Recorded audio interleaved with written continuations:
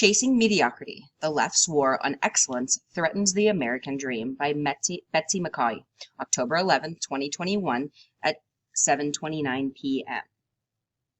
Parents whose kids excel in school need to be on guard. Leftist politicians and school administrators across the country, not just New York City, are banning gifted programs in elementary and middle schools and advanced placement courses in high schools. Typically, with no notice to parents, an 8th grader's accelerated science class or a 5th grader's fast-track math class is merged into the regular classroom. Talented students lose out. They need accelerated programs every bit as much as children with learning challenges need special education. It's discrimination to deprive them of the learning opportunities that allow them to thrive in academic settings. The left is seizing on a newly published study of Ohio students from the right-leaning Thomas B. Fordham Institute to call for banning gifted programs. The study, Ohio's Lost Einsteins, examined what became of 2nd and 3rd grade students who were identified as high performers. By 8th grade, only 30% of Black and Hispanic students and 34% of economically disadvantaged students in the group were still outstanding performers. Most had floundered. Washington Post education columnist Jay Matthews misreads the findings to argue that gifted programs are unproved and probably a waste of money. But many of the Ohio students labeled as high achievers were never placed in a gifted program. Fordham's experts recommend more students, not fewer, to be tracked into gifted programs. The study also underscores the importance of helping gifted children early on overcome barriers to success.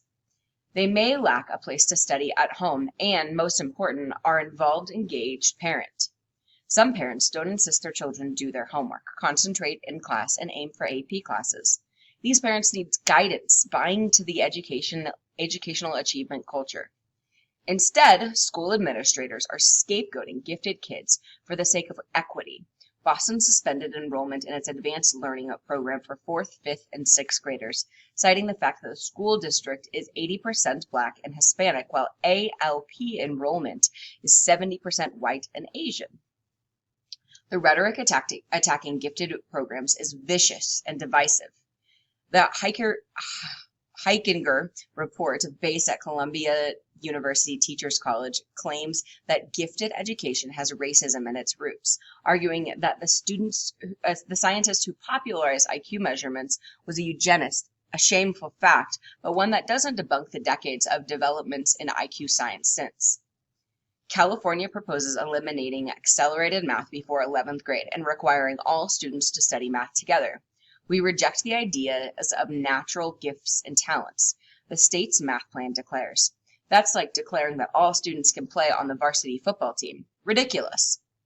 Educators are peddling a false claim that students of mixed abilities learn better together. A website addressed to school administrators deplores tracking as segregation and announces that it's good for students to be in a classroom where there's robust exchange of perspectives shaped by racial, ethnic, and economic identities. Maybe in homeroom or social studies, but not physics. Gifted children in slow classes grow bored and even drop out. AP courses are also very much on the chopping block, but a study by the left-leaning Center for American Progress shows that students who succeed in AP classes have higher grades in college and are more likely to graduate. Eliminating them would be a mistake.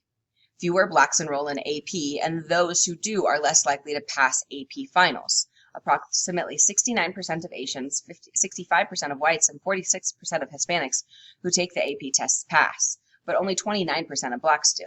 The country should be deeply concerned, but the solution is to better prepare disadvantaged kids. The equity warriors are also attacking the nation's 165 competitive high schools, from Boston to Alexandria, Virginia, and San Francisco. They are eliminating entrance exams and allocating seats by lottery or zip code.